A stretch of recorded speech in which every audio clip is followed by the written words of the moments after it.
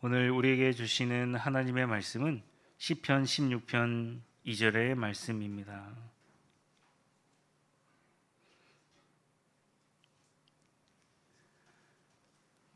제가 봉독하도록 하겠습니다. 내가 여호와께 아뢰되 주는 나의 주님이시오니 주 밖에는 나의 복이 없다 하였나이다. 아멘.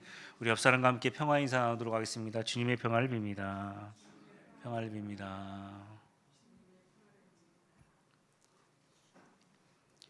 사람들에게 성경 인물 좋아하는 1, 2, 3위를 물어보면 아마도 대부분 다윗과 그리고 요셉, 다니엘을 이야기한다라는 생각이 들어갑니다. 이들의 공통점을 살펴보았더니 세상에서 왕이었고 또 뿐만 아니라 총리였다라는 사실입니다.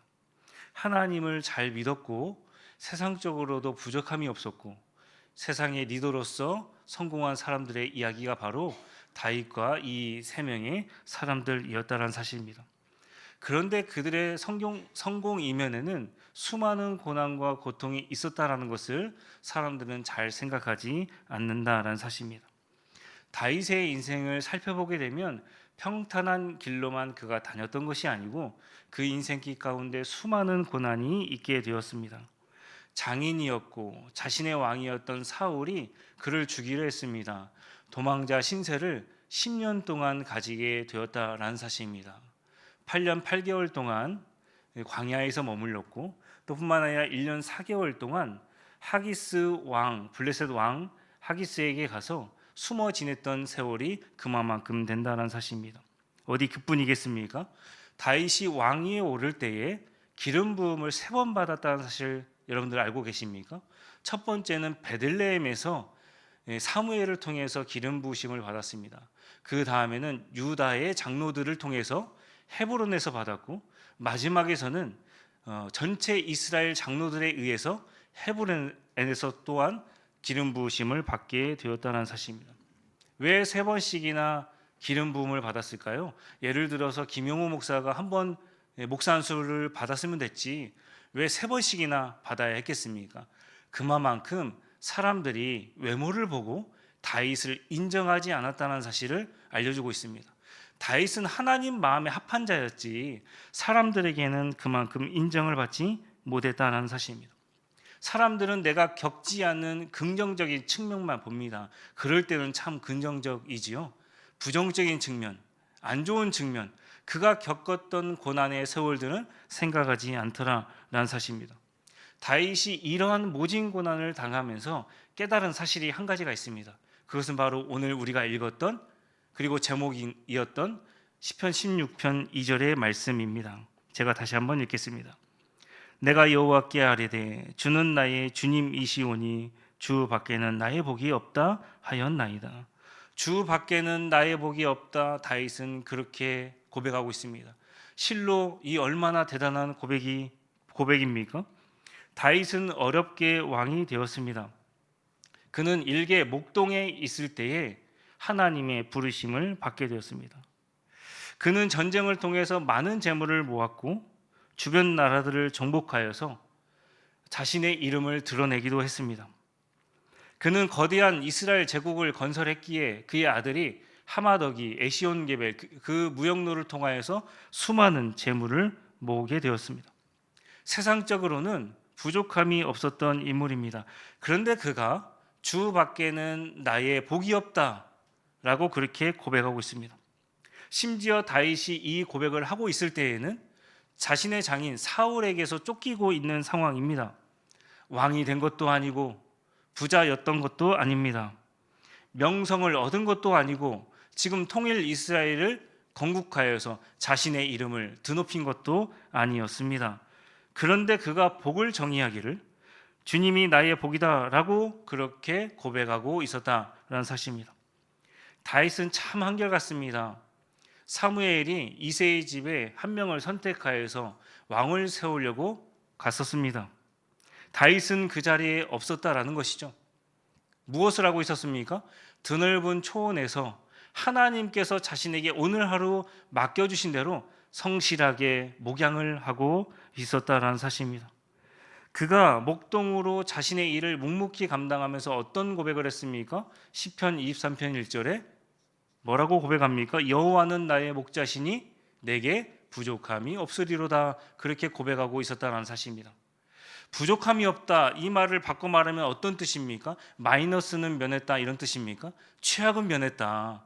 상대적으로 이 사람보다는 훨씬 더 내가 그나마 그냥저냥 살았다 라는 고백일까요? 아니면 하나님이 나의 목자가 되어주시면 내 인생길 가운데 부족함이 없었다, 그런 고백일까요, 여러분들?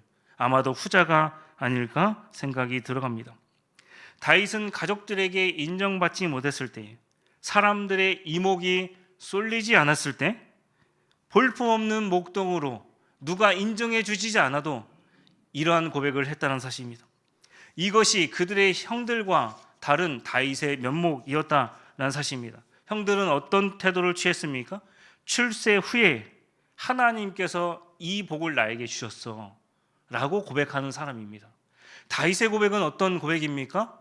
선 하나님입니다. 복 그런 거 필요 없어. 하나님께서 나의 복이 되어주시면 그것은 다 그림자일 뿐이고 하나님께서 나에게 주시는 덤일 뿐이야 라는 고백을 지금 하고 있더라라는 사실입니다. 여러분들은 어떻게 살고 계십니까? 하나님 자체가 나의 복이야 라고 그렇게 선 하나님을 구하고 나중에 나에게 따라오는 그 성공들은 하나님께서 주신 것뿐이야 라고 그렇게 고백을 하면서 살고 계십니까? 순서를 착각하면 안 된다라는 사실입니다. 만약 전자가 아니라 후자처럼 우리가 하나님께서 주신 그 성공들만 누리고 있다라고 한다면 무엇이 문제입니까? 하나님을 잃게 된다는 사실입니다. 진짜 중요한 것은 버리고 신앙생활 함에 있어서 비본질적인 것에만 집중한다라고 한다면 여러분들 어떻게 되겠습니까? 본질을 잃는 거예요. 사람은 생각보다 인생을 살아가면서 많은 것을 하지 못합니다. 한 가지밖에 집중하지를 못해요. 그래서 우리가 하나님을 놓치게 되면 어떻게 됩니까? 반대로 하나님을 잃어버릴 수가 있다는 사실입니다. 예전에 포켓몬빵이라고 유행하던 빵이 있었습니다. 여러분들은 잘 모르실 거예요. 젊은 사람들은 굉장히 잘 알고 있습니다. 편의점마다 포켓몬 품절이라고 이 들어오는 입구에 붙여야 할 정도로 사람들이 그렇게 많이 찾았다라는 사실입니다.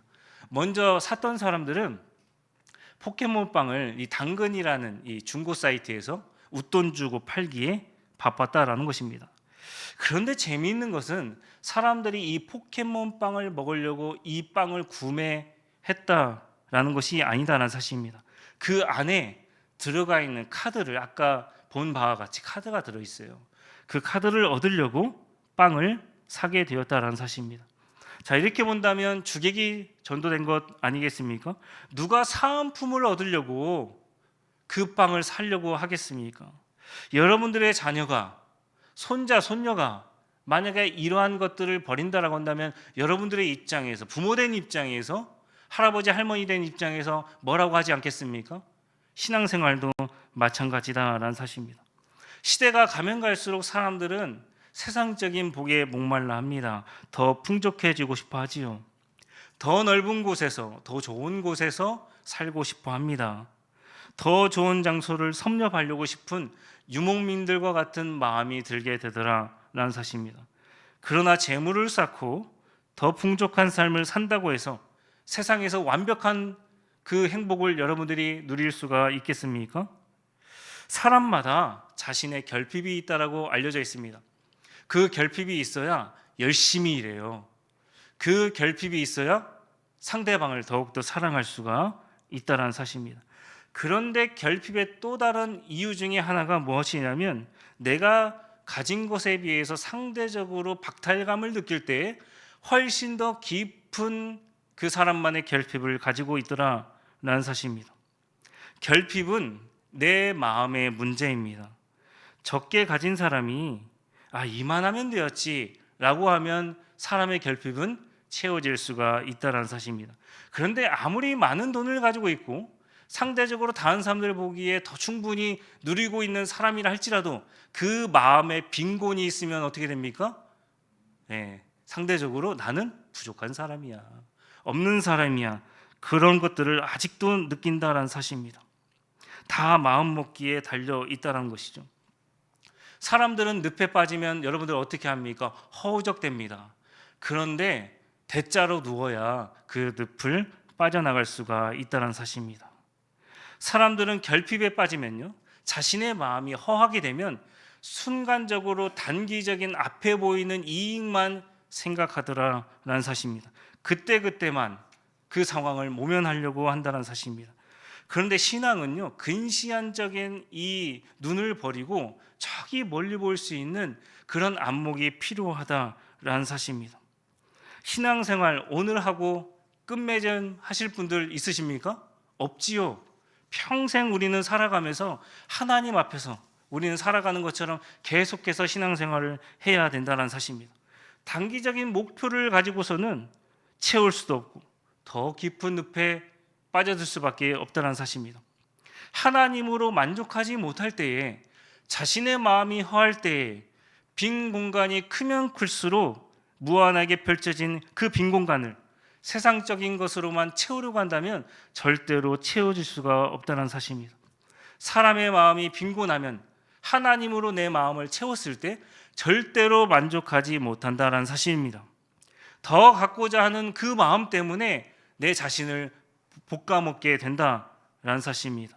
하지만 이만하면 되었다. 이것은 바로 하나님께서 저와 여러분들에게 주신 마음입니다. 얼마를 가졌느냐, 얼마를 쌓아 올렸느냐, 세상에서 어떠한 성공을 했느냐, 지금 무엇을 하면서 살아가느냐, 그것이 우리의 빈곤을 결정하는 것이 아닙니다. 하나님으로 우리의 마음을 채웠느냐, 채우지 않았느냐, 이 다윗의 고백 한 절로만 우리의 기준이 판단된다는 사실입니다. 오늘 다윗의 고백처럼 여러분들의 마음을 하나님으로 채운다라고 한다면 어떤 결과가 있을까요? 하나님께서 여러분들의 기업, 산업, 분깃, 여러분들의 유업이 되어 주실 것입니다. 자기 자신의 마음과 인생을 하나님으로 채운 사람, 그 사람 성경에서 말하고 있다는 사실입니다. 얼마나 복되냐?